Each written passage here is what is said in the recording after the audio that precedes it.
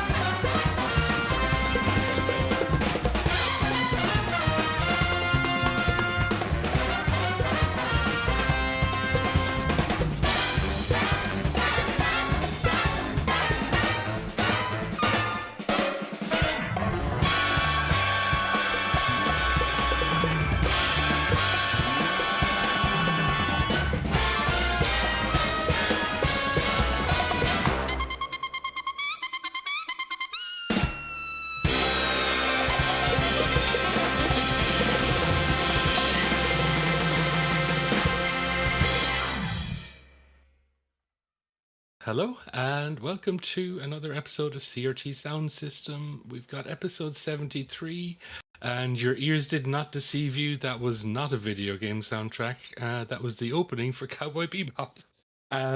We're doing an anime episode, I guess. Reese isn't with us because she is currently in the middle of a move. So I pulled in some ringers and decided to do some anime for the first time just to see how that goes, I guess. So I have Dave with me as a temporary co-host. Dave, how are you? Hello, I'm officially the poor man's Reese. Thank you, everybody. Great to I, have you. I don't know if it's intentional, but I think I just realized while we were getting ready to record that obviously the podcast name is CRT Sound Systems, which is Cathode Ray Tube, I think, but it could also be co-host Reese and Tom. That's true, yeah. And a guest has joined us as well. Iach, how are you? Tell the people who you are. Thank you. I'm doing good. I'm Iach. I don't do much except teach people how to fix their computers and post stupid things on the internet. So happy to be here. Yeah, well, I think we're all familiar with posting stupid things on the internet. So right. So, Tom, can you tell me what happened in your mind that you decided to do a non-video game episode? I've been as interested in anime music as I have been in video game music for a while, but I feel like it's harder to talk about anime in a modern context because most of the stuff that I like is from like 20 years ago, like this show, or even longer. So like it's hard to get into it. But I've wanted to do some anime stuff for a while, and in particular Yoko Kanno is one of these composers whose music has sort of followed me through my 20s and 30s and up to my 40s, and I still listen to this soundtrack a lot. I listen to her Ghost in the Shell soundtracks and Wolf's Rain and a bunch of other stuff that she's done, like almost like religiously sometimes, I would say. So yeah, it's just without Reese here, I was like, I'm going to try something different, see how it goes, and maybe sometime in the future we could do some more anime stuff if people like this. Yeah, and it does make sense because we did watch Cowboy Bebop on CRT televisions. Yeah. If that is what CRT stands for, because there's Yeah. no canon explanation. That's it. Like, yeah. So myself and Dave, I suppose we both have almost the exact same history of Cowboy Bebop in that it was being shown on Sky. Was it Adult Swim its own channel, or was it like Adult a Swim block? it was a block for Cartoon Network. Yeah. I'm just trying to remember if it was the same here in Ireland or in the UK, I should say, on Sky. If it was a block or if it was like its own thing on. I can't remember exactly, so I'm not sure. What happened for us, Tom, was that a lot of the channels at a certain time became a different channel. Yeah. So you'd have like Eurosport, but then at like 10 o'clock at night, it became like QVC, the shopping channel. Yeah. So we had Cartoon Network during the day, and then it did become, did it become Adult Swim, or did it remain Cartoon Network and it just played shows with Adult Swim branding? Yeah, I can't quite remember. But oh, go on. Go ahead. Sorry, go ahead. I was going to say that I'm very glad that you're here, Yak, because my concern was that myself and Tom's Venn diagram overlap of Cowboy Bebop is just my circle fully encased by his slightly larger circle, and it just looks like one circle from a distance. Right, and yeah. But no, it's the way the network works here is it's always Cartoon Network, and just Adult Swim was a block. Yeah. Because like Cartoon Network like switched around a lot from different things, because there was like it was previously like the Cartoon Channel, I think it was TCC, and then it was renamed. There was like it was one of these things that just constantly kept getting renamed, and it's been pretty consistently the Cartoon Network, I think, for a while now. I didn't even know it was still running. Yeah, I think it's still. I don't have Sky. The only time I ever watch Sky is when I go home to my mother, and I don't really check the kids' channels. So, yeah. But as far as I'm aware, it's still broadcasting in on Sky. But it's probably just like 5 shows on a constant loop, and that's what this was as well. Like Cowboy Bebop was on a loop with. Gundam Wing, Outlaw Star, and Big O, I think. Yeah. I'm not sure if there was the same over in America. Or actually, are you the US or are you Canada or Iach, or where are you based? US, actually. Yeah. You're in the US. Okay, yeah. I wasn't too sure. I wanted to Our double condolences. check that. Right. Yeah. No. Respect. Yeah, apologies. Absolutely. Yeah. But yeah. So when I imagine you're sort of around our age, sort of late 30s, early 40s, I'm going to say. Yeah, spot on. Yeah. Yeah. Without being too specific, but right. Yeah. So I imagine your experience probably similar enough. So in terms of watching this show in English when it was being first broadcast. Yeah. I pretty well saw it on Cartoon Network's Adult Swim. Whether it was like, what was it, late 90s, early 2000s when it was first run. Mm-hmm. And yeah, so, and God, to be fair, back then I was more into Outlaw Star, but Bebop was like the close second for me. Interesting. Did your airing of Outlaw Star have the Hot Springs episode or not? Yes, and the reason why is because they had just flipped, Dragon Ball Z had just flipped to uncensored. So they figured, screw it, we'll do it for everything else too. Nice. Interesting. Nice. Okay, I don't think we ever got uncensored Dragon Ball Z here, because it was like broadcast during the daytime. Right. Because it would have been on the Cartoon Network, but I think it was like an after school show. Um, I think yeah. It I was never interesting. saw Dragon Ball broadcast, but I did borrow a VHS tape from our mutual friend Damien. And I can't remember what the point of the VSH tape was, but at the end of it, there was some Dragon Ball episodes like after the thing I had meant to watch. And I remember specifically at the time, I couldn't tell if they were saying Vegeta with a V or Vegeta with a B with the B. particular dub I was watching. So I think for a Right. while, I just thought his name was Vegeta. It's all just fajita in my head. It's fine. Incredible. But no, around that time there was like a moment. There was an episode, and I can't remember which one specifically off the top of my head, but like the day before had been a censored normal episode, and then the next day was an uncensored, and it was the beginning of that, and it was just like, oh, okay, this is different. Interesting. Somebody Yeah. actually died on screen. There's blood. Oh, okay. Yeah, I wasn't even aware that the uncensored had that there was dubbed versions of the uncensored ones as well. Yeah. I just assumed that it was just all taken over and dubbed over the censored versions. So that's interesting. Yeah, that was like it's so weird to talk about anime of that vintage, just because like nowadays anime is sort of being broadcast almost simultaneously as it's coming out in Japan, and you can get it on Crunchyroll or whatever.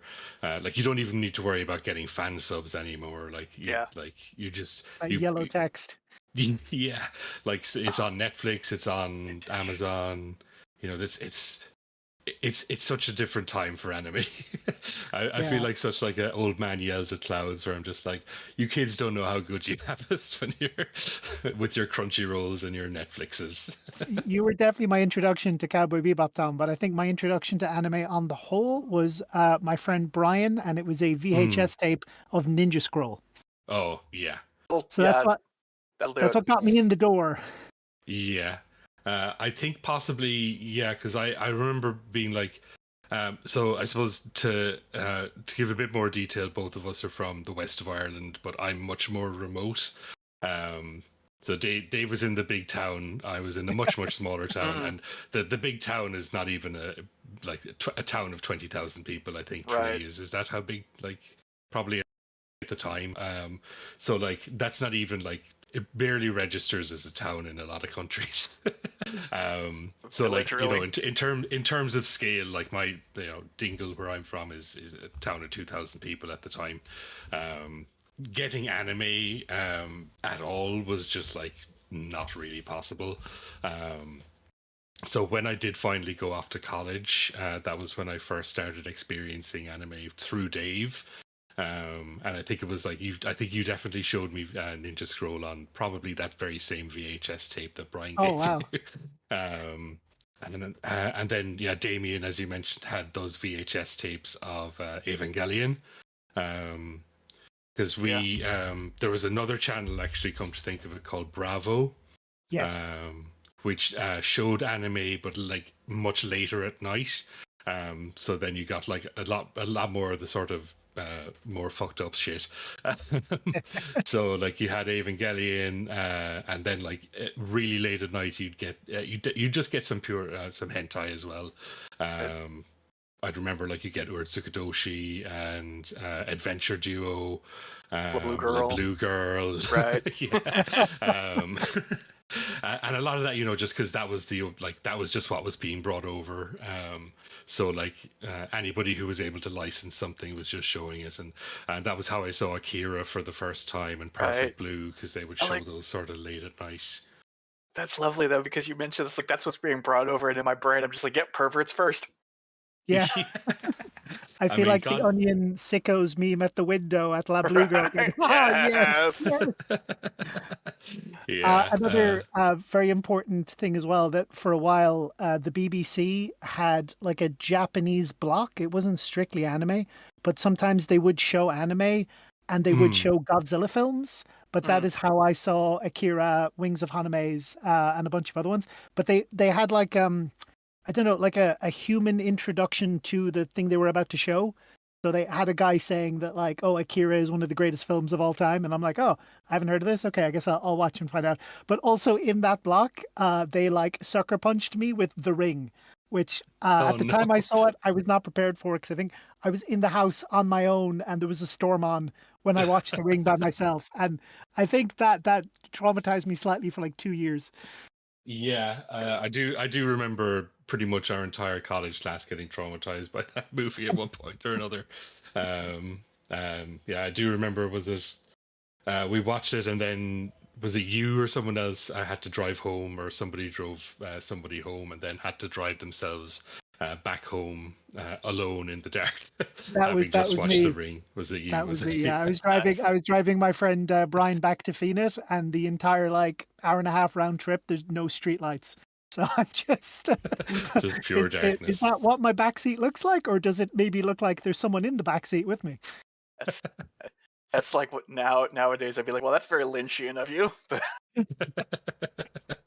Yeah. oh god, my first experience with anime was actually on broadcast. Was on the Sci-Fi Channel in the Mm. U.S. at the time. They did in like the early 90s. They had a couple of weeks out of the year where they would just do anime, and it was like Robot Carnival, Vampire Hunter D, that kind of Mm. thing. But you mentioned there was like a host for the block that you remember from back when. We'd had the same thing. The second time they did that in 94, they had Ralph Bakshi doing Oh, Wow. the host work for it and presenting like Tank Police and Project A and things like that, Venus oh, Wars. interesting.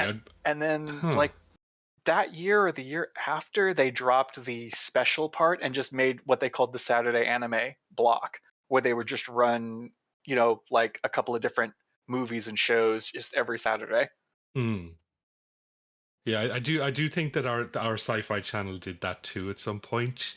I'm trying to remember. I think I remember watching like Raujin Z Yeah, and Lotus War would have been Spriggan. around. Yeah. Yeah, 8 and Happy Um, maybe. Door. yeah. Oh God, reminiscing. But yeah, I suppose to go back to Cowboy Bebop for anyone who's not familiar with it, like it's, I think it's like a lot of people consider it to be one of the best anime ever made, and it's hard to argue with that. Yeah, hard And agree. sorry. Hard agree. Yeah, and it's really interesting because it's like it is so Western, Mm. to the point where most people would probably also agree that like the dub is the way to watch it, which is very very uncommon, even among weebs of our vintage, But to say, yeah, who are a I little bit think less even what, sensitive to bad dubs. yeah, I think even Watanabe has said on occasion that he's like, yeah, no, it's just as good. Yeah. And again, because this show is like the Western influence on this show, and like not just the actual the Western genre, but just like the West in general. Like Western music is so sort of important to it. Like and again, not just blues, but like Western rock music, and like every episode is titled after like a rock song or a blues song of some sort. It's a lot Um, of ships that are named after songs or bands. yeah, Yeah, yeah, things like that. And yeah, it's like and it's very sort of noir-esque in like the character archetypes that sort of go through it. And obviously, like there are the Eastern influences and the Bruce Lee of it, and everything like that too. Um, but like you've got there's a character that's quite literally Kareem Abdul-Jabbar. Just like this, there's such a Western sort of texture to the whole show. Um, so it's like it was much more popular over once it came to the West, as I understand it, than it ever was in Japan. And that's sort of when it really took off. I do remember going to Japan a couple of years after we saw Cowboy Mm. Bebop, and I was like how Homer explained Poochie. I was just expecting everyone over there to be talking about Cowboy Bebop all of the time, and saying, "Oh, where's Cowboy Bebop? We want to watch Cowboy Bebop." And the whole time I was there, I saw nothing Bebop related, not once, and I did not see it broadcast on television. So I really hyped it up in my mind that I was going to go over there and be like, "Yeah, I've seen that too," but no, nothing. Yeah. Yeah, because I remember you saying that actually, and specifically like the you came home and you had a bunch of stuff from other anime, like merch and stuff that you'd bought, but like Yeah. you were like there was nothing to do with Bebop over there. Yeah, I was just swimming in Ava Unit 1s and uniquely colored GameCube controllers. Those were the days. Yeah, so I think we'll jump into the first block of tracks anyway. So I have these split up by the albums for the most part. So there's like 4 different soundtrack albums. So the first track we listened to coming in was Tank, which is the opening theme, possibly the most iconic track from it. But we've got Bad Dog No Biscuits, Rush, and Space Line to start off with.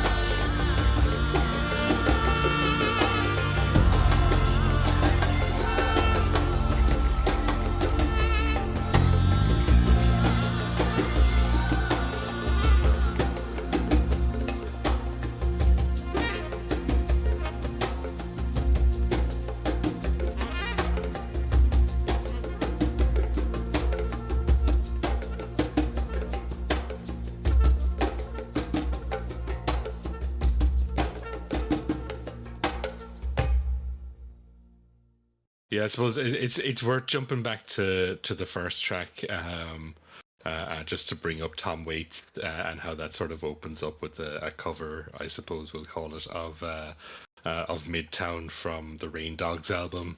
A song that when I heard it for the first time, I heard it after I'd sort of spent a lot of time listening to the bebop soundtracks, and sort of blew my head off for a second. Yeah. When it happened. Yeah, and I think you just experienced that today, Dave. Yeah, I was listening to the songs that you both put forward as potentially inspiring Yoko Kanno in her composition of Cowboy Bebop, and yes, I, I'm no lawyer, but I wouldn't want Yeah. to be. Yeah, well, I mean, I've made my stance on this podcast fairly clear that I think borrowing or plagiarism, whatever you want to call it, is fair game for shit like this. Like, everybody's operating in a continuum, and I think in particular with this soundtrack and is just like, because it's like, because it's sort of all sort of. In the sort of blues and jazz tradition, like that is such an important aspect of like how that music is experienced and how that music is sort of learned as like as a communal sort of like, you know, everybody's taking from everybody else and everybody's sort of learning the same songs and the same standards, and you know, people will reference other songs in their songs and they'll do little licks and little sort of, you know, like I think it's all just you know, I think in this case I think she's deliberately doing that as a sort of as a way to throw back to the people that she was inspired by specifically. I don't think it's just sort of like her trying to pass off other people's work as her own. And like, you know, I think I remember reading how like when she was researching for this show, she went around like to the US and just sort of listened to every sort of folk music that she could find, to just sort of get a sense of the sort of the musical landscape of the United States, and again like sort of bring that back to this show and sort of, you know, it's such a massive aspect of the show itself. As I mentioned, you know, it's very Western. So having this sort of pastiche or this broad palette of American folk music to draw from is such an important element of it. I think that it's hard to sort of say that it's bad. Yeah, yeah, and I'm a huge fan of the bebop soundtrack. As with a lot of things we're speaking about from our old man yelling at cloud days, I did have a mini disc of just Cowboy Bebop songs. And any claims I make about Cowboy Bebop sounding similar to the songs you've linked are from a position of 100% ignorance of a big dumb idiot who doesn't know anything about music. So I'm sure someone cultured and skilled would be like, no, these are actually totally different, you moron. I mean, some of the ones that I've seen are like, they're much more of a sort of a broader thing. But like, you know, that Tom Waits one is definitely from that. There's one we have later that is almost certainly a rip-off, I suppose we'll call it. Like, but, you cannot. you There's know, one coming up you cannot say is not like a direct homage to yeah, to the other everything. song. You know, and again, I think that's fine. But go on, sorry. Yeah. No, I was gonna say, you mentioning the old man yell at clouds thing again. I believe when it comes to anime specifically, I believe we're referred to as weeba boomers. Yeah. Yes, That's we are boobers. yeah, and it's funny just because that term did not exist when we were watching anime. I suppose it's like, you know, that's a term that's come after us. So like, Um, but I'll own it. Yeah, I think it's a fun one. Yeah.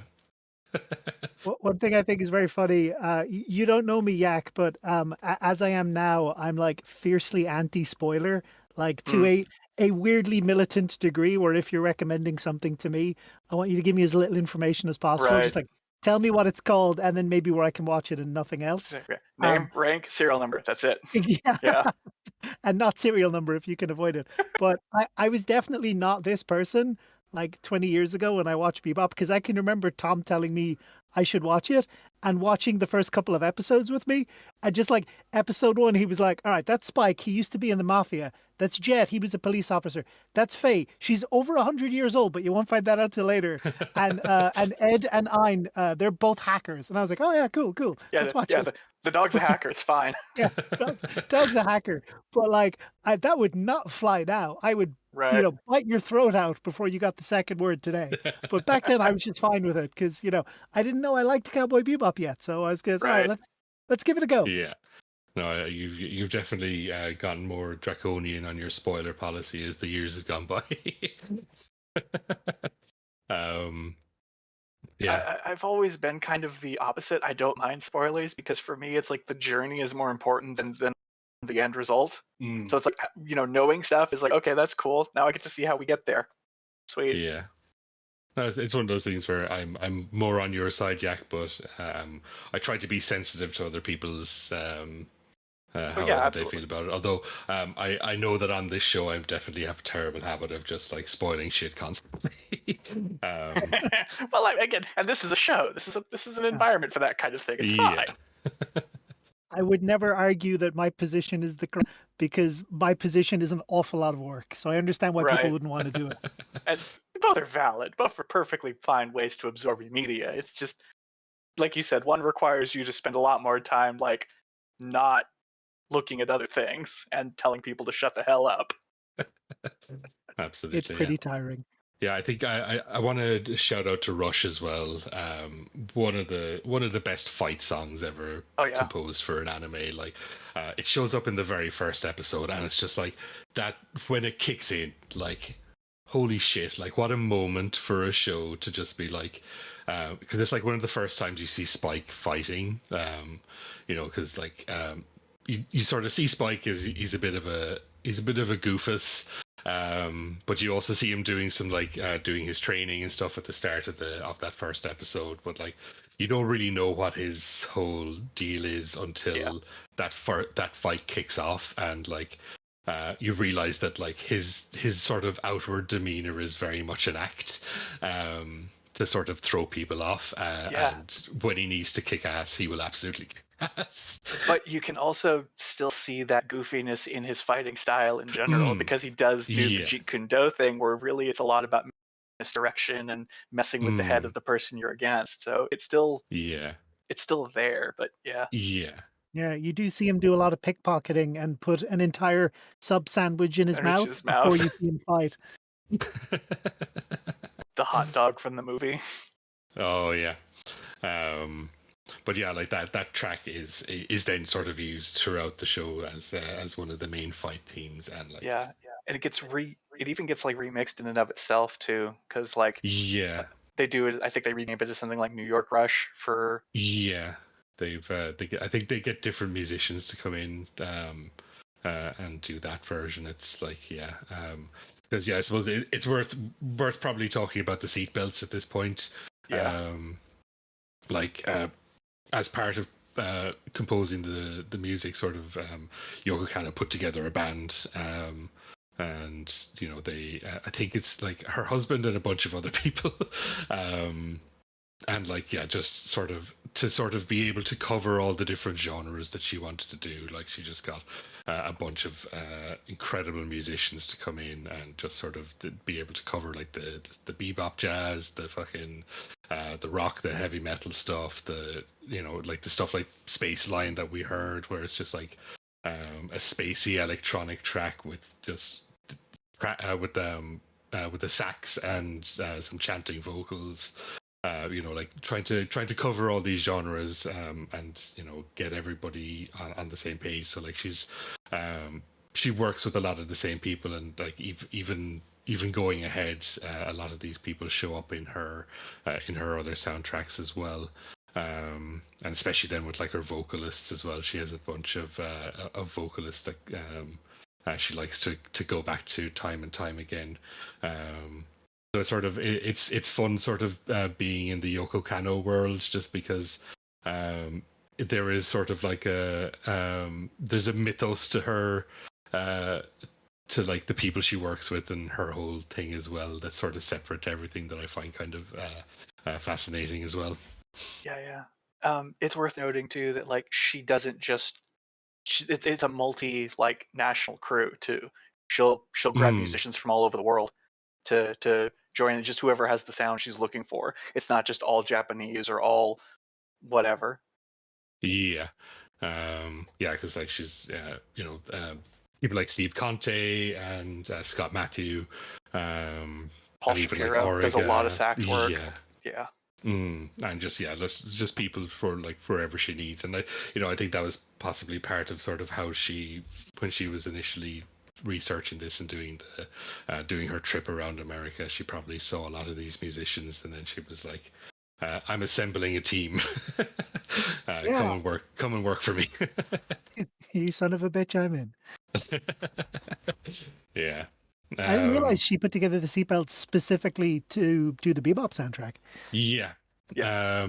And again, I think a lot of people were people she'd worked with before, and again, like people that she sort of found along the way. But there's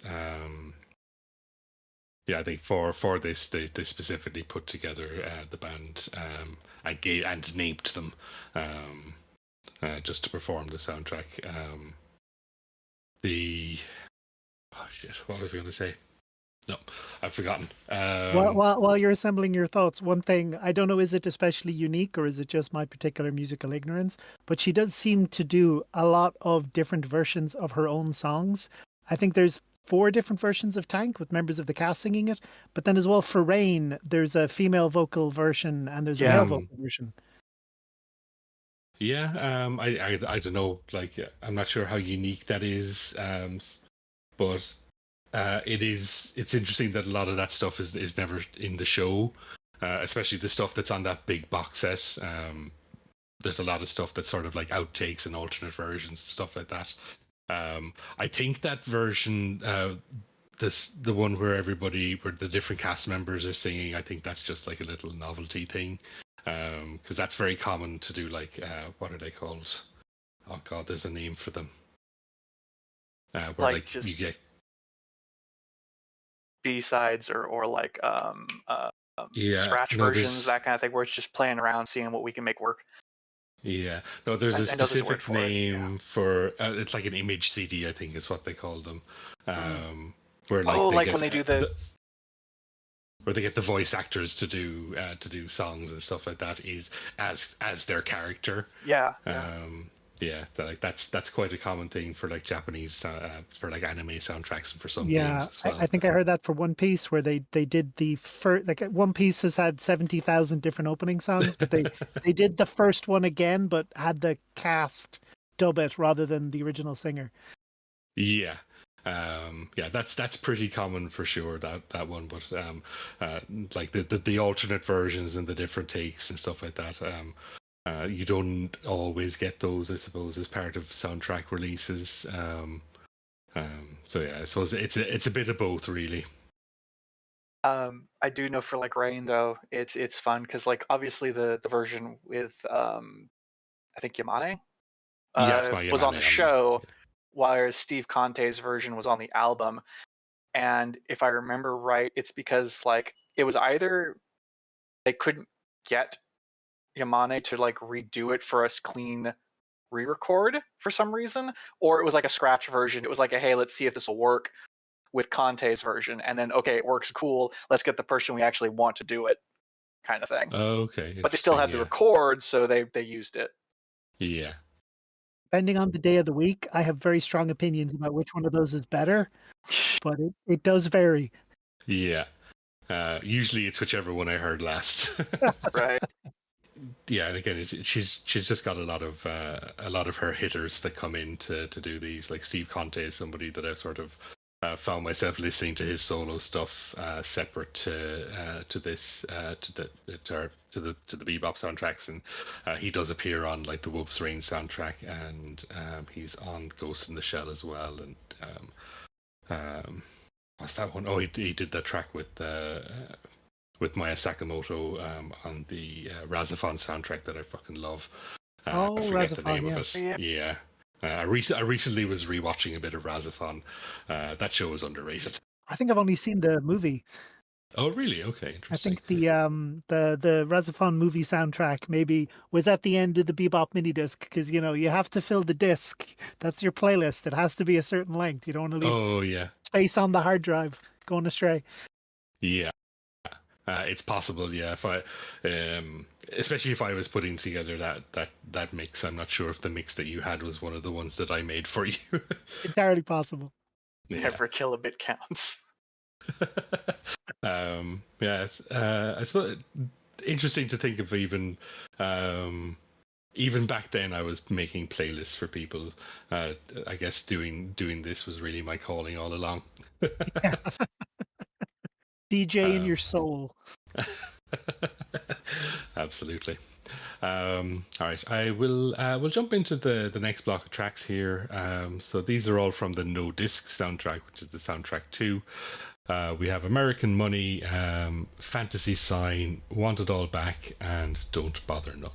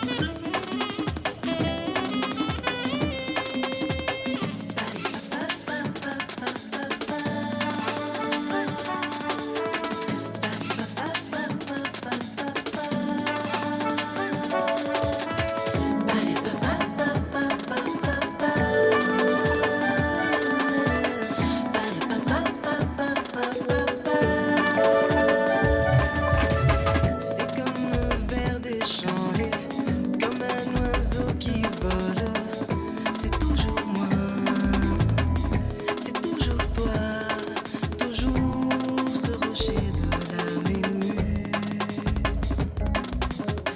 Comme l'air c'est doucement aigu, le bleu du ciel bien aperçu, c'est la seule fantaisie ici.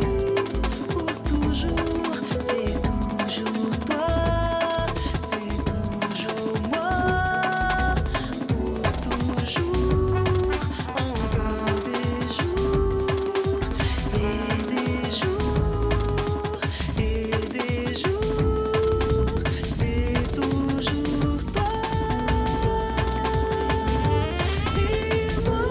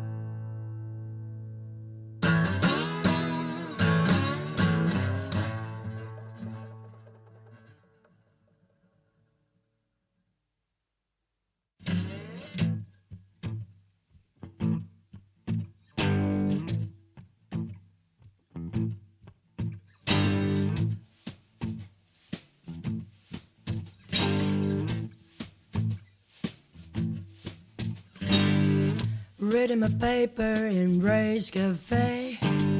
The old guy next to me is loud as day. Rumble and rumble while eating his pie. He dropped his wallet, now it's mine. Sorry, old man, but that's just the way that it is. Don't bother now. Won't have it all to worry about it.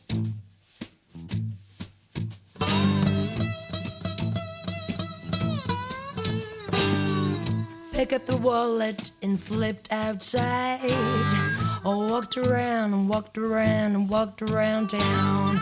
I found my nerve and a good place to hide, only to find no cash inside. Oh well, I guess that's just the way that it is.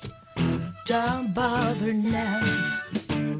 Won't have it all to worry about it.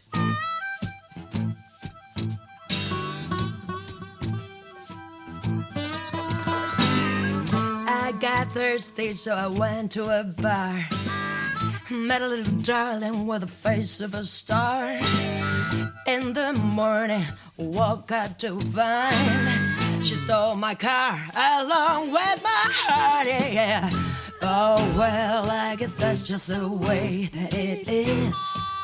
Don't bother now. Won't have it all to worry about it.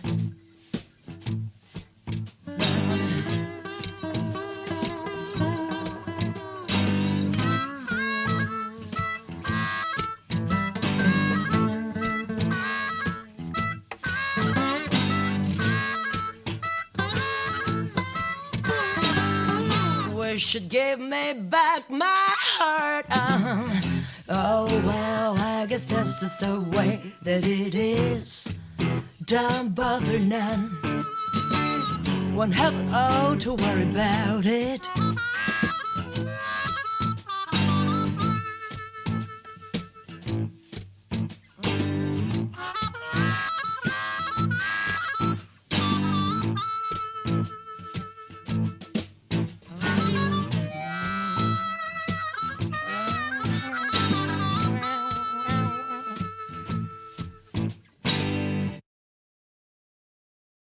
It really feels like at all moments that the cigarette smoke is implied. Yeah. Yeah. I think like my Yamane's Constant. voice has just got that such like that sort of that smoky huskiness to it. Yep. Yeah, you can really smell the cigarette smoke. Feel the It- desperation in the air. It's encoded in my DNA as well to see the entire chase scene of Bad Dog No Biscuit with Ein and the bounty hunter and Spike and the guys in the van and The then all guys of the in the dogs van. chasing the van. Yeah. Yeah. Automatic. It's such a and again, like throwing in a vocal track for like a scene like that is a bold choice, but it works so well. Yeah. Yeah. And again, I just the lyrics we were sort of talking about them during the break, but like like a lot of the English lyrics were written by Tim Jensen, who sort of is one of these people that Yoko Kanno has worked with for ages and ages. But like gives the way that Yamane sings them she just really gives it such a sense, as I say, of soaked in desperation. Just there is a very sort of bluesy aspect to her voice that is really, really interesting. Yeah. It's a really bluesy vibe as well, that the girl stole the singer's heart and their car, but they only want their Want heart the back. heart back. Yeah, keep the car. Just Yeah. And I had to include that first track in the block as well, just as a shout out to all the bounty hunters. You mentioned for that track, Yak, that you went to see a live show. And that they had some unique stuff for that. So yeah. So there's a live expand on that a show. bit. there's a live show in the U.S. and I believe they mentioned they were getting some like Japanese or at least non-U.S. tour dates at some point, just called Cowboy Bebop Live. And the guy who put it all together, he's got people from like Glenn Miller Orchestra, Jag Orchestra of Dr. Phillips Center, Walt Disney. He's got a lot of good musicians, and they call themselves like the Bebop Bounty Big Band. And they just do live music for the Cowboy Bebop music before like a projection screen, so they can have like moments of scenes and that kind of stuff playing in the background. But they've also got like the money and the blessing of Sunrise behind them. So they've got things like newly recorded dialogue from like Punch and Judy for a bunch of little in-between bits. They've got new animation for a lot of stuff. And it was Crazy. a really good live show.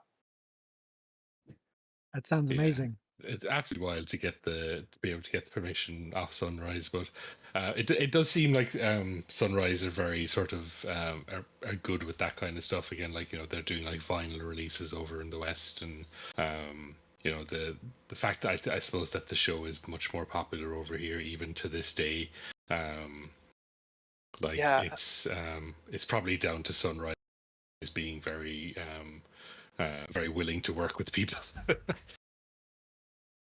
The lead for the band, the guy who put it all together, whose name unfortunately escapes me, he mentioned in a sort of pre-show sort of talk that a lot of the reason they got Sunrise to go along with it was because they had already been doing it like unofficially for a season, and they went to Sunrise to Sunrise sent them a C&D, but their response to the cease and desist was, hey, how about here's what we've made so far on this run. If you guys make this official, we could do all the licensing and everything, and we could do this a real thing. Because here's how popular we are. And Sunrise's response was to come back with lawyers and go, okay, sure. Good old capitalism. That's pretty good. Yeah. It could have been a lot worse, I suppose. Yeah. Yeah, no, the guy, like a lot of the guy's stories were just sort of like that good old homegrown, I've got the balls to try this and see what happens kind of thing. Yeah. That seems like a good segue into something I wanted to talk about, which is how much Cowboy Bebop seems to have made its way into broadcast media libraries for radio and television. So generally when Tom comes to me with an episode, I have like months or years to prepare for it, depending on what we're talking about. So it's probably for the best as well that this one was kind of a short lead time, but this has been something that's been ticking around in the back of my mind for a while. And I don't know what an equivalent would be in America, Iach, but we have like national broadcasters, which is like primary radio and television stations that are paid for basically with our tax money.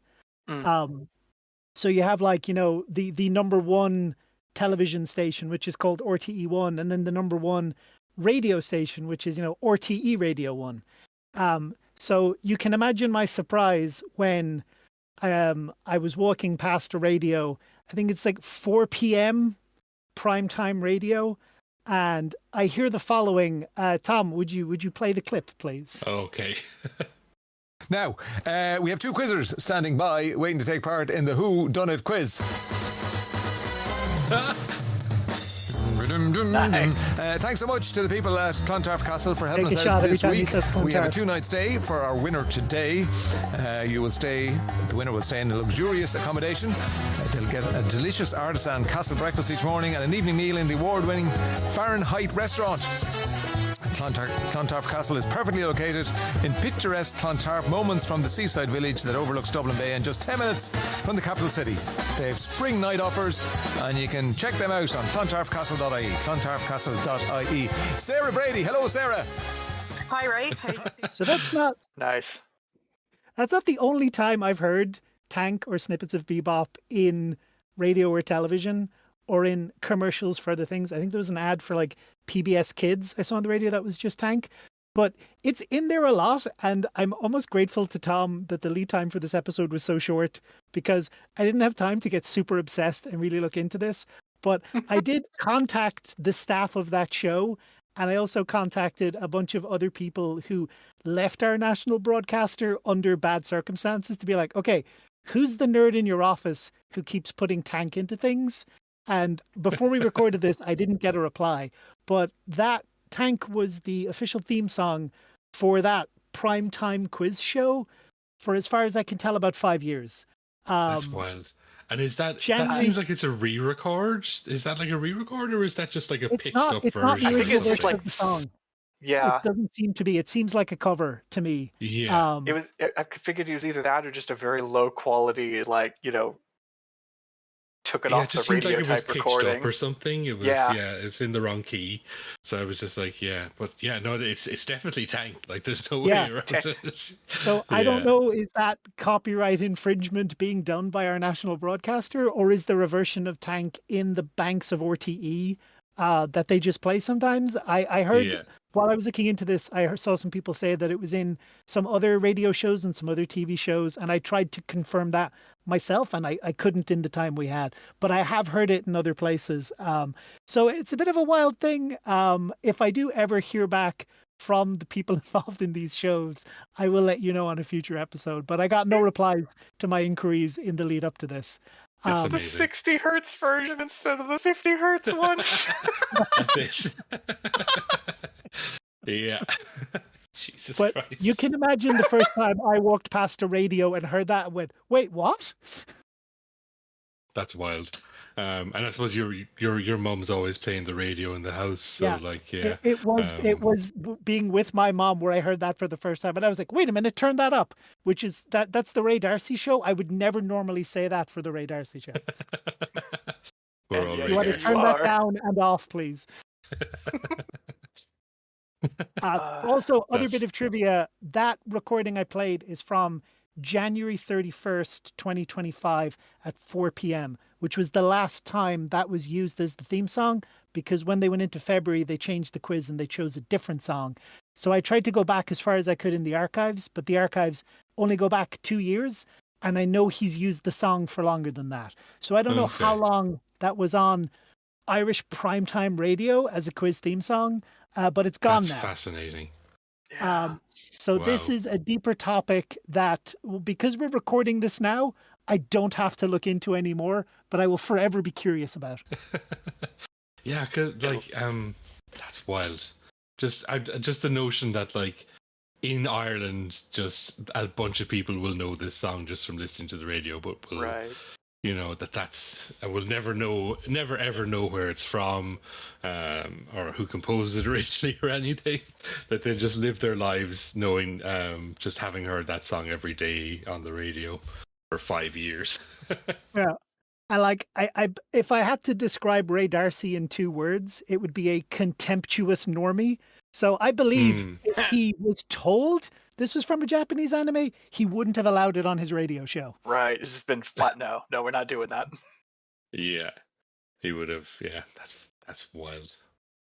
God, Um, the only comparison I have for that, like the only other situation I could think of for that is the weird situation where, so there's a Canadian band, Rush, and in Brazil, the theme song to MacGyver is Rush's Tom Sawyer. Oh wow. And like, I what don't- part of Tom Sawyer? The whole song. The whole song. Yes. Wow. Oh wow. And That's- I cannot remember for the life of me right now whether it's because Rush was big in Brazil or if that led to Rush being big in Brazil. But Brazil became like their biggest, like Brazil as a loves Rush. country, their biggest fans. That's To the wild. point where like they played Rio and they sold out an entire football stadium. Like not the seating, the stadium. Yeah. That's. Oh, I love Brazilian subculture. It's come up on other episodes, including the Commodore 64 one, but I've no Eh, way of penetrating that without being able to speak the language. Oh God, Brazil. Yeah. Just South America and the Sega Genesis. That's a trip. Yeah. Yeah. Absolutely. We love you, yeah, Brazil. we've- Come on the podcast. Yeah, absolutely.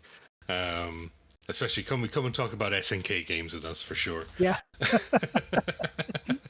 Blue gold not allowed. We know how much you love Maxima. It's okay.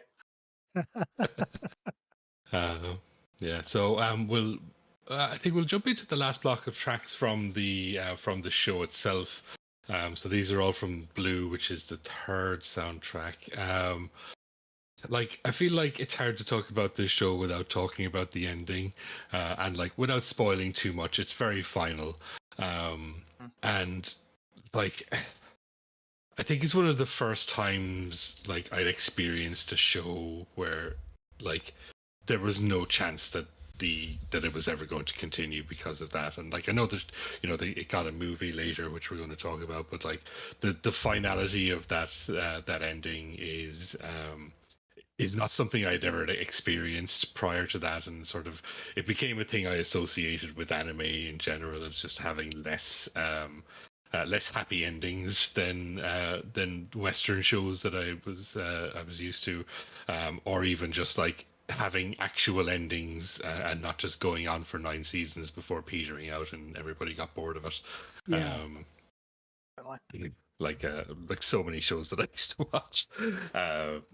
But yeah, it's really, it's such a good ending, and it's like the way it sort of dovetails with the first sort of 5 episodes and how they sort of inform the ending as well. Like that's, it's such a good, like that episode 5 to sort of the last episodes, that the continuity between those two is so well. I would like to ask you to elaborate on that. If you want to do a spoiler warning for the next talkie segment, that we will spoil the ending of Cowboy Bebop. But if you go into your podcast player, Tom is very good about the chapters, and you can just mute that talkie segment if you don't want it spoiled. But if you haven't seen Cowboy Bebop at this point, like, come on.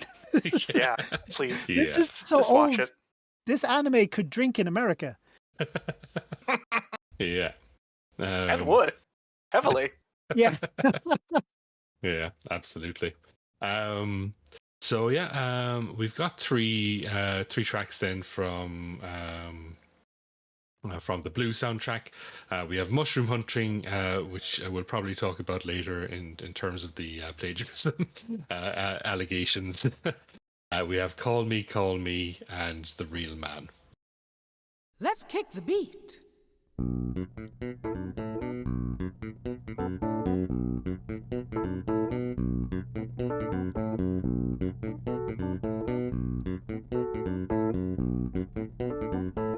It's your turn.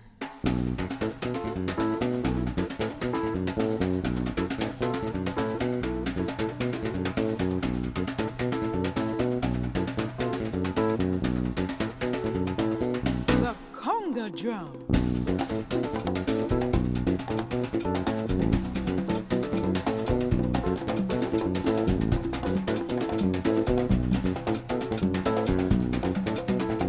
Listen to the rhythm tracks.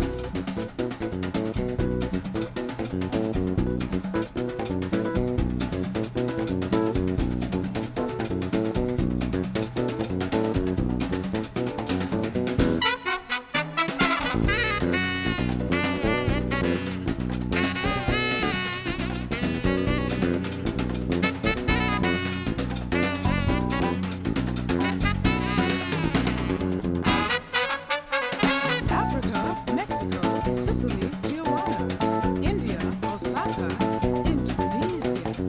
Africa, Mexico, Sicily, Tijuana, India, Osaka, Indonesia.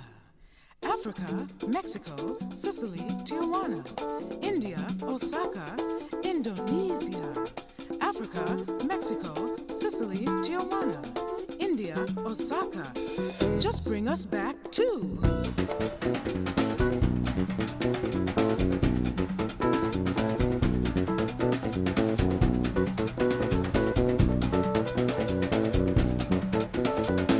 Let's kick the beat.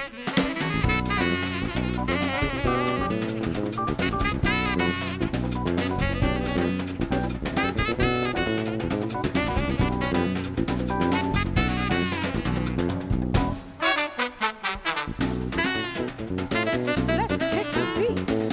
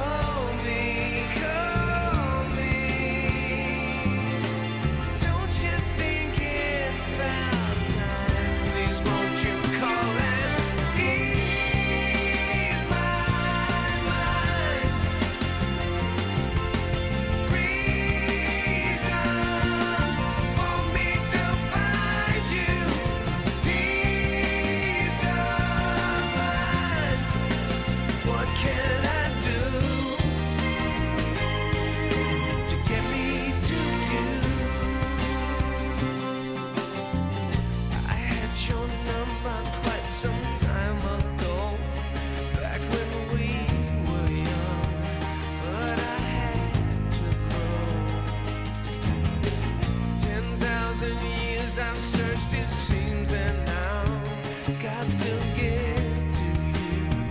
Won't you tell me how? Call me,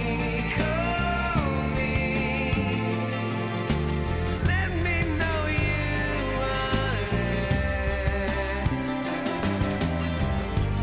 Call me, I wanna know you still care. Come on now, won't you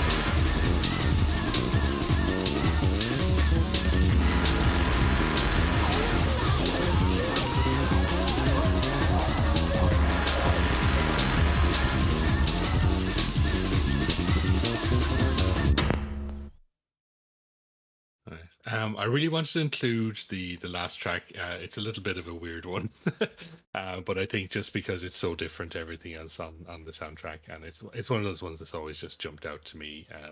I love a good jungle track, just a really really busy bass, and the sort of like the vocal samples as like percussion or as like texture is always something I really really enjoy.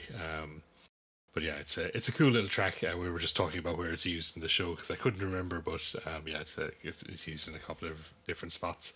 One thing I really wanted to call out as well is just Steve Conte's vocal in "Call Me, Call Me" is so fucking good. Yeah. Especially that bit at the end where it's sort of where the instrumental drops out except for the vocal and the orchestration just before it sort of builds back up again, and just like that whole sort of moment musically is just perfect to me. I love it. There's two very sad points in the series. Well, for me at least, but Call Me is like, it's the big breakup. Yeah. Yeah. Yeah, I suppose, but yeah. Because, yeah, like that's what, episode 23, where that sort of... Trying to remember the exact spot where that happens, because I suppose it's probably worth segueing into the movie with that. Yeah, no, all I remember is it's the eggs, and yeah, it's just... Yeah. Yeah, because yeah, that's such a sad episode. I mean, you miss Ed so much. You have to get the cartoon character out before it gets serious. Yeah, you're gonna kick out the silly one. Aggressively eat a tremendous amount of hard-boiled eggs. Yeah. Which, I just love that that's such a great reference in and of itself, just the eggs existing and just being the, we gotta eat all these eggs.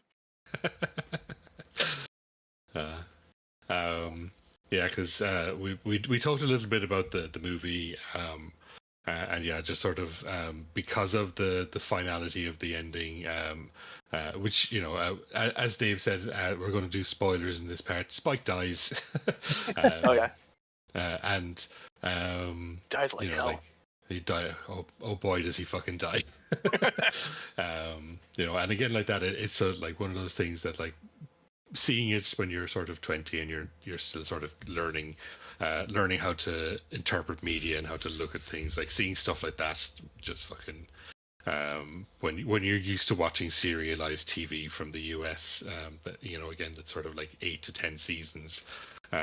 Like seeing stuff like that where it's a single season and then that is it. Like that is such a thing that'll sort of reshape your brain. And definitely was one of those moments for me when I first saw that, and when he just goes bang and the show ends. And that's it. At the moment where he falls over, I thought it was ambiguous. I wasn't sure he was dead, but then, you know, the song starts and there's the world's slowest pan up, which is amazingly done. And they didn't do it in every rebroadcast of the show. Sometimes they cut it out. But interesting. At the very, very end, when, you know, it pans up from the ground through the stratosphere, through the clouds, and eventually up into space. And then as the song finishes, one of the stars in the sky winks out. Yep. And then I was like, oh no, he really is dead. It's like, it's such an important metaphor. Like, right. Like, why would you cut that out? I realize it's, Which is even worse because, like, Watanabe has gone on record saying, like, oh, maybe he's alive. I don't know. And it's just like, no, you are full of shit, sir. Leave me alone, nerds. Basically. Maybe he's just going to do a space dandy on it. Yeah. I think that's his only option at that point. Yeah, as Tom said, that also affected how I view media, because, like, it sort of permanently puts you on edge forever. Because with American television, you're used to, when the protagonist is about to die, someone shoots the villain from off screen, and everything is fine. But Japanese media will always keep you on edge towards the end. Like, I've watched a bunch of shows where I'm like, oh, I know I'm getting towards the last episode. I really hope everybody doesn't die in the final episode. The other one that American media loves is, like, the post-credits scene where it's like, oh, they're in the hospital and they're fine. That's the other one that they love. Yeah. Just, Optimus Prime is okay. Yeah. Don't worry, Optimus kids. is dead. God, the 1980s Transformers cartoon where Optimus was just dead. That hit like a truck. Yeah. I watched that. I actually rewatched that over Christmas. I was sort of shocked how early he dies in that movie. Yeah. Because I was like, wow, he really just dies 20 minutes into this, and then that's it. Like, You gotta go buy the new toys, Tom. Yeah, yeah, exactly. time to go buy the new toys. Yeah. Gotta make one. Um, Up there Now, with for- Poochie, timeless character, Rodimus Prime. It's really weird for me for that last episode.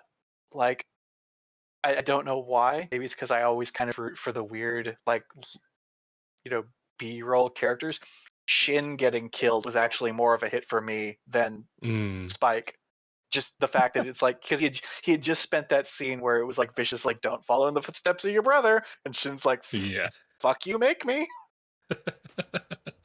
Yeah, I think with Spike as well is that whole thing of like, he considers himself to already be dead. Yeah. And it's just a matter of getting to the point where he is actually dead. So like, he doesn't have he's not living for anything at that point. But yeah, you see somebody who actually has something to live for die, then it really feels a lot more. There's a lot more emotionality to that. And it is kind of pointless too. Like there's no stakes in it for Spike. Like he's not going to get anything out of winning the gunfight. He's just kind of going to have a gunfight to either kill everybody or kill everybody and also die. Yeah. I mean, Shin at least was like, hey, if you win, I get what I want. Yeah. Yeah, and then I suppose the movie is like they stuck it in between two episodes was the way they did it. Sort of before Ed and Ein and Faye leave the ship, to sort of bring it back in, and just sort of get one more adventure out of this. And in classic anime movie style, it's pretty much just an extended episode. And it's pretty good. One of the things I love is like the track Clutch. I think I have Clutch in this. Yeah, it's the next track we're going to play. I love that it is basically just like, here is a different version of Rush, just for the movie. We just redid Rush slightly differently for the movie. And it also whips ass, and it's used in one of the best fucking fight scenes you'll ever see put to film. There's the ship dog fight. No, that's what planet is this. The fight scene I'm talking about is the fight scene at the medical facility at the start where he has the broom. Oh yes. Yeah. Yes. Love a woman where who he's can kick my sweeping ass. the wall innocuously. Yeah. Yeah. And just, again, like that, sort of it introduces Spike in the very same way that he gets introduced in that first episode. Yeah. Where he's a bit of a goofus. You don't really know what his deal is, because it's obviously the movie does assume a little bit that you've not seen the show, or at least that you haven't seen the show in a long time. So it sort of has to stand alone, and it does that pretty well, I think. Like it's not super concerned with the mythos of the show generally. Like the villain is completely separate. Most of the characters sort of aren't really concerned with their normal the normal things they're concerned about. So like, I guess having those repeated moments just really allows the audience to get in. There's something about that I've always loved, where it's not an official opinion or an official stance in any way, shape, or form, because like the official stance is that it is somewhere between like episode 22 and 23. But I've always loved the more sort of fanon version, where it's just Spike having a dream at some point. Because there's so many little bits and pieces that are like, this is just this other fight but different people, and like the villain of the movie is very clearly just vicious with a different haircut. Those kind of things. He's got a gun instead of a sword, but he's very clearly kind of the same villainous figure. And just all of these little, like the whole plot of the film being this almost world ending thing that they stop. It really does feel like it's just Spike having like a nice little dream before shit hits the fan for him. Yeah, That makes I hadn't heard that before, but that does make sense now that you say it. Even the scene I was referencing where Spike is just flying his ship and then suddenly the military shows up for no reason Yeah, and they have a exactly. dogfight again for no reason. Just That- the fact how it ends, the fact that it ends with him kind of coming to. yeah. Yeah. And again, like he does a lot of that sort of "I'm already dead" stuff throughout the whole movie, like that Yeah. intro sequence in the intro sequence in the convenience store, which they very badly ripped off for the fucking for the live action show. Yeah. It takes place in a casino instead. Yeah, I'm not going to talk about the live action show. I think the less said about it, the better. But yeah, Sure. just like that whole thing of him like being, you know, already considering himself to be dead, and he does die several times in the movie. Like, there's no way he's surviving a bunch of those injuries. But Yeah. and you know, there's that whole sort of mystic element to it as well of the sort of the Native American coded character. I'm not sure if he's specifically supposed to be Native American, but definitely sort of coded in that way. You know, he does tell him that he's dreaming several times. Like, I think literally just says it in dialogue, you're in a dream. Which is that's an interesting interpretation. Actually, I Yeah, never doesn't thought he call him of it. Swimming Bird as well? Isn't that his name for him? Yeah, Yeah. Which is birds don't swim. They're generally, up in the sky, not down under the water. And that's also kind of in the vein of like the Jeet Kune Do thing, because it's like the be like water thing. Yeah. It is worth saying as well that, like, as far as anime goes, Cowboy Bebop doesn't generally have a story that goes between all of the episodes. I think there's like, if you count the two-parter in the middle as one episode, there's like 4 episodes tied to one plot, and everything else is just kind of a standalone. Very much standalone, yeah. Yeah. You were saying, Tom, that there was episode 5 ties towards the ending. Do you want to expound on that? Yeah, I suppose that's the first episode that you get the plot with Vicious, and Julia. Like, there's sort of mention of Julia throughout the show, but episode 5 you meet them, and he goes off then to try and fight Vicious, and there's this whole sequence where they fight through a church, and that the track Rain plays, and it's just this very moody piece, and sort of Vincent is just like, Vicious.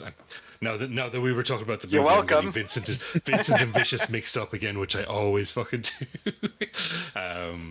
But yeah, sort of like a lot of the scenes and stuff like that are then sort of mirrored in the last episode, where it's almost like structurally it's the same episode, and then it just goes to this final fight. And yeah, even the final fight on the roof is very much like a ruined version of that church, now that I think about it. Yeah.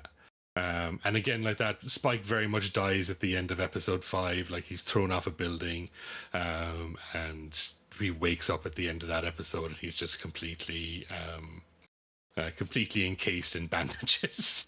Yeah. Having been shot several times, stabbed several times, and then thrown off a building. But that's the joys of being an anime protagonist, is you get to live through shit like that. You're fine. It's fine.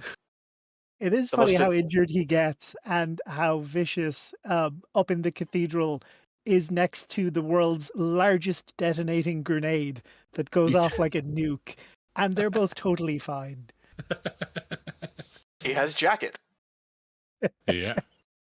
That's true. And I like that even they sort of just point that out at the end, where Faye is mad at him and then just starts beating the shit out of him while he's covered in all these bandages. I was gonna say, like, when you're an anime protagonist, your biggest concern is the angry woman co-star. Yeah. Who's going to do some comedy injuries to you. Yeah, and it's weird how totally all over the place the show can be like that in places. And it's something I really enjoy about it. You get those episodes of that, and then you get episodes like the mushroom episode, where everybody just accidentally takes a bunch of psychedelic mushrooms. And that's or Toys in the Attic, where it's just an Aliens ripoff. An Aliens ripoff with some, was it lobster, is it? Yeah, it was a lobster that became sentient in the fridge. I feel like that to me, that's less of an Aliens ripoff and more of a ripoff of a ripoff. Because to me, it always reminded me more of that.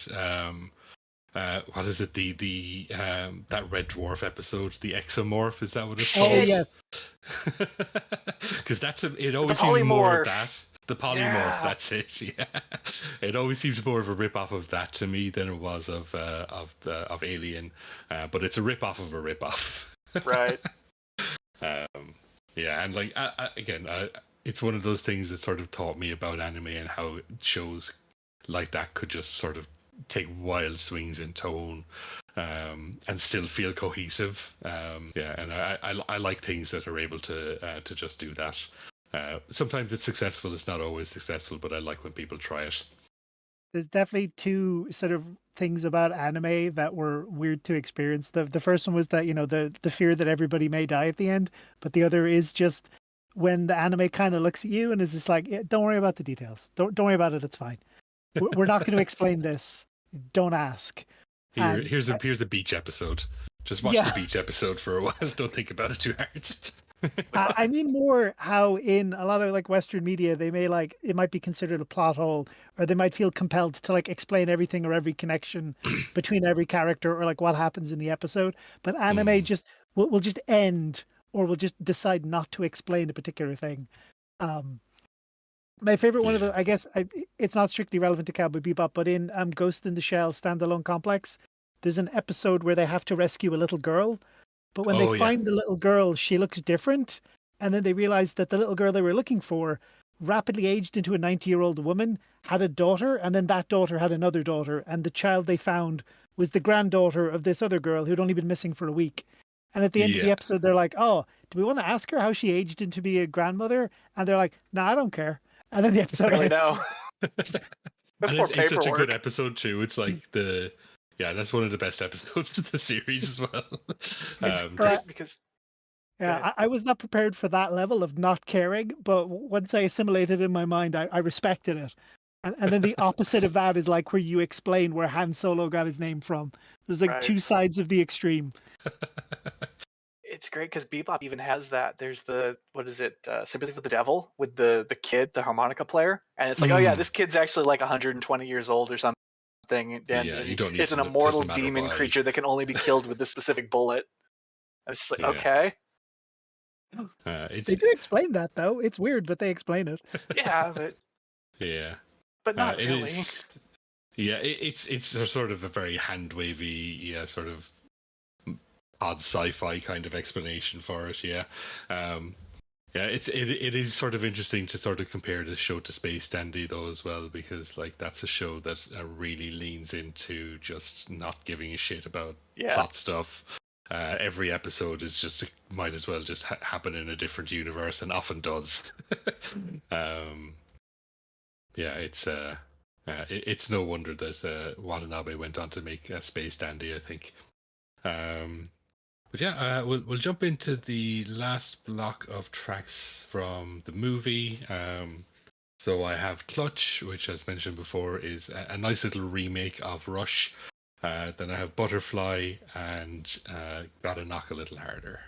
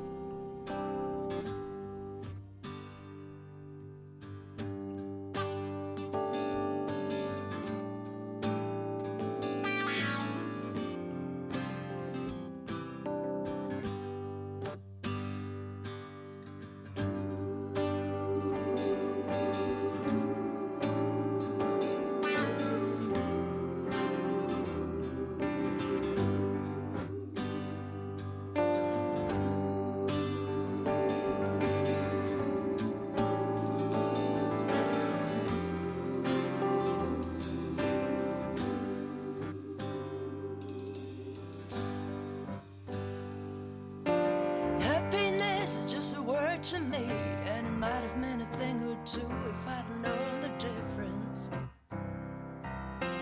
Emptiness, a lonely parody, and my life another smoking gun, a sign of my indifference. Always keeping safe inside when no one ever had a chance to penetrate a break-in.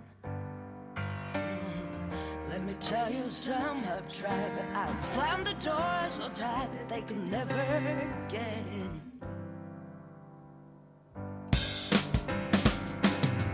Kept my cool on the lock and key, and I never shed a tear, now the sign of my condition. Fear of love, a bit of vanity, it kept me on the run, the main events of my confession. Kept a chain upon my door that would shake the shame of gain into a blind submission. The burning ghost without a name was still calling all the same, but I just wouldn't listen.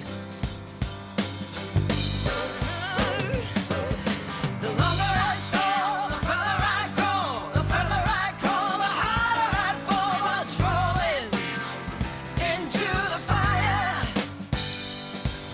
The more that I saw, the further I'd fall, the further I'd fall, the lower I'd crawl. I kept falling into the fire.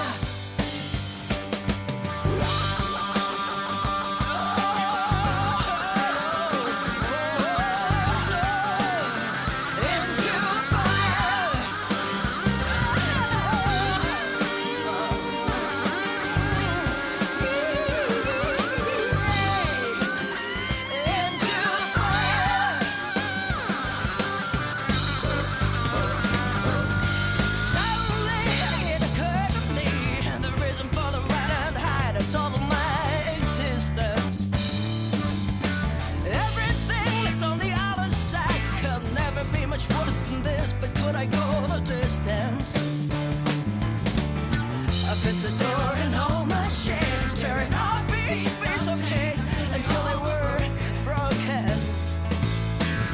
But no matter how I tried, the other side was locked so tight, the door it wouldn't open.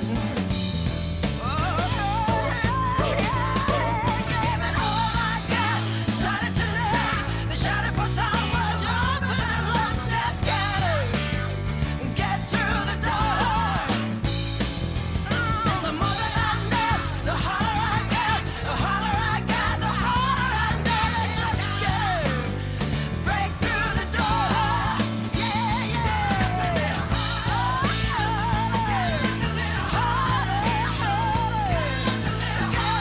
You gotta hurry, you gotta break through the door.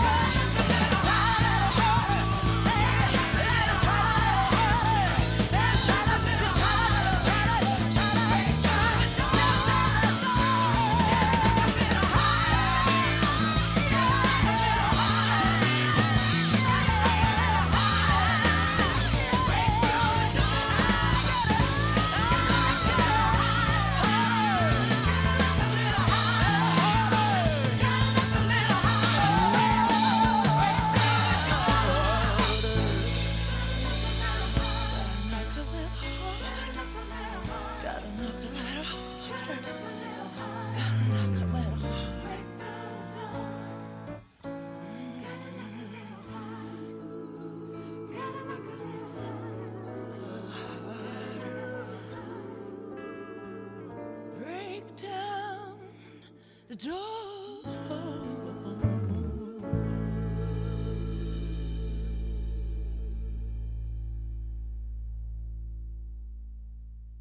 I found it funny that you said that it's somewhere between episode 22 and 23, because numerically there's nothing between 22 and 23. That seems pretty hard and fast to me. Chronologically. Yeah. But yes, yeah. I mean, 22.2? In my head, I was like, well, once they introduce Ed and Faye, like, you know, it's so the movie could be anywhere between like 7 and 23. It's Yeah. free open season. Yeah. Yeah. Yeah, and it's yeah. I suppose it doesn't necessarily matter where it takes place, No, really. absolutely not. You know, just you need to know, you know, it's just an excuse to get the gang back together for one more. Yeah, you mentioned during the break, Dave, just the finality of that that last track. Yeah, I didn't even realize that like that song still makes me sad because as much as the song from the end of the series made me sad because Spike died, spoilers, that song at the end of the movie makes me sad because that's the point you realize you've run out of Cowboy Bebop and there's not going to be any more. Yeah. Yeah, and there's such a great, like I do, every time I watch it, it's one of those things I always just sit to the end of that song because, it's, like the music is so important to this series and, you know, like the lyrics always sort of reflect what's, like, you know, obviously there's some very pointed lyrics in Gotta Lock a Little Harder about the plot of the movie and just sort of Spike's whole deal in general, you know, and it's part of why I love this show so much is just that the music is so integrated into it. Yeah, and it just it would not be the same show without the music. For as good as everything else in it, like the animation is so good, the characters are like generally quite well written, the voice acting is great, especially for a show of its vintage in the English dub. But like, it's the music is that thing that just really pushes it over from being a great show to being one of the best shows ever made.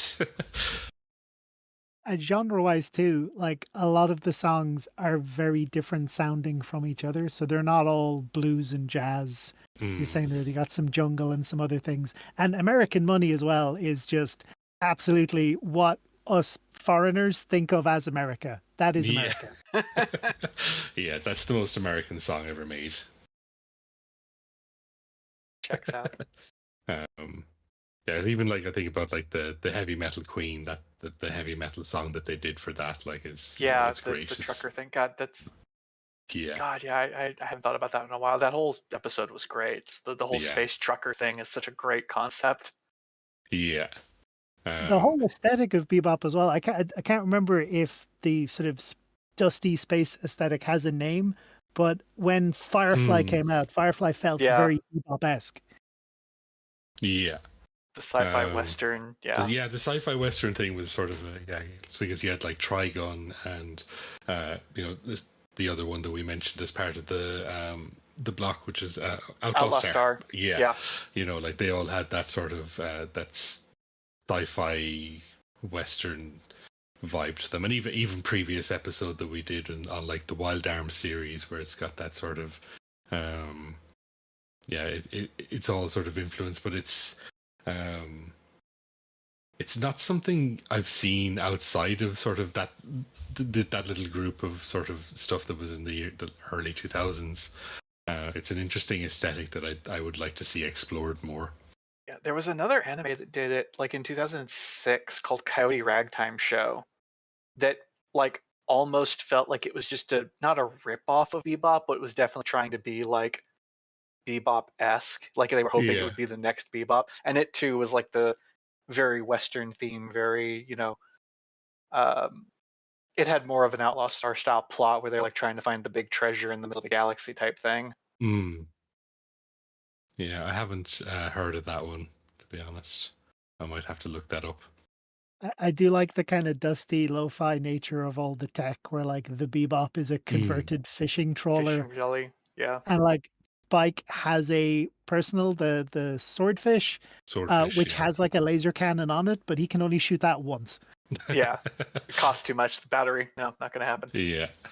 It's like the old camera flashes you have to charge up.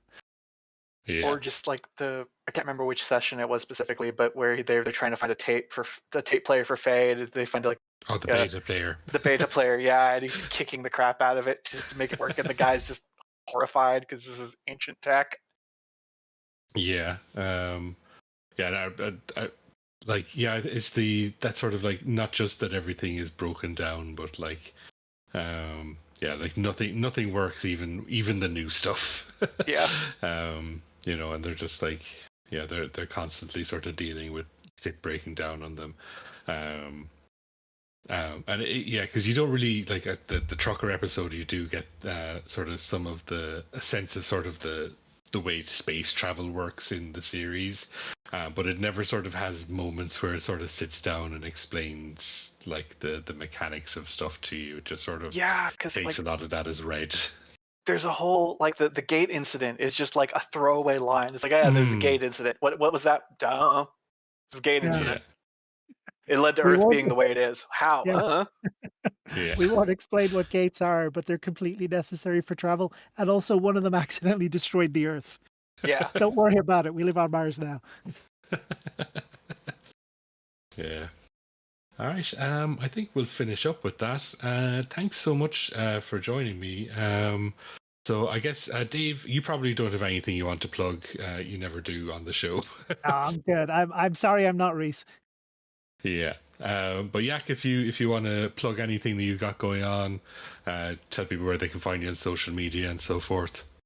Yeah, I mean, I don't really have much going on right now, but you can find me at Iach Bov on Blue Sky, IACHBODB.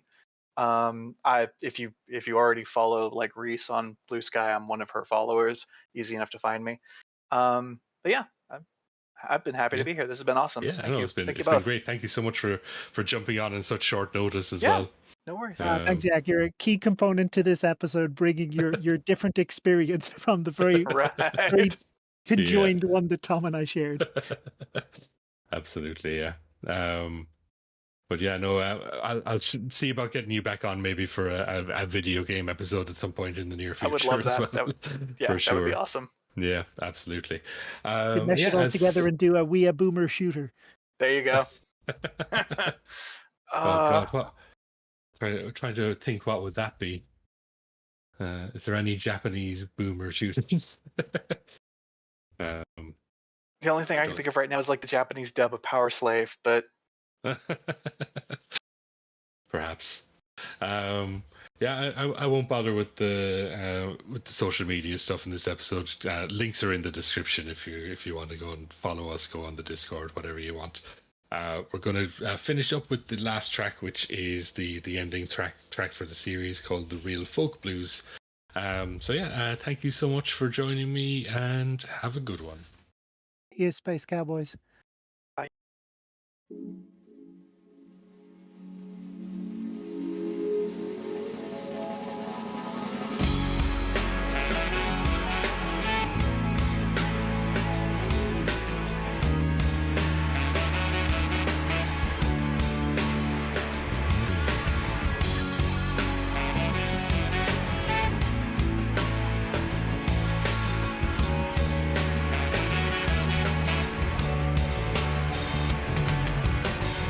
してたと嘆くにはあまりにも時は過ぎてしまった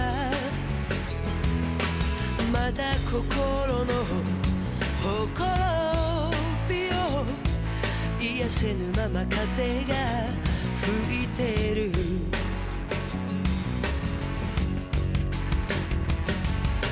一つの目で明日を見て一つの目で昨日を見つめてる君の愛のゆりかごでもう一度安らかに眠れたら乾いた瞳で誰か泣いてくれ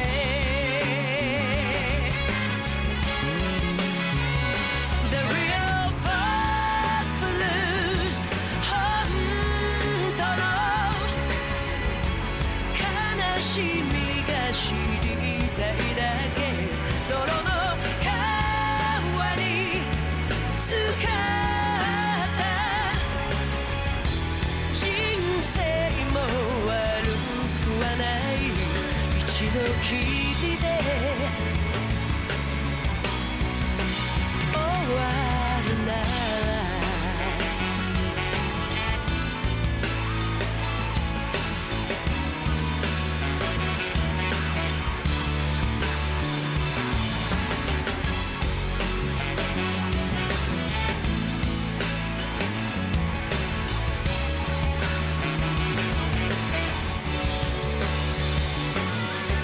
希望に満ちた絶望と罠が仕掛けられてるこのチャンス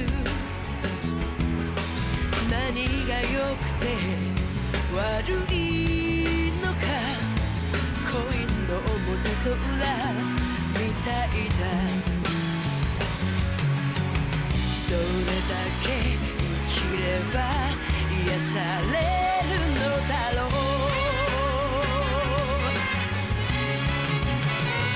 The real folk blues 本当の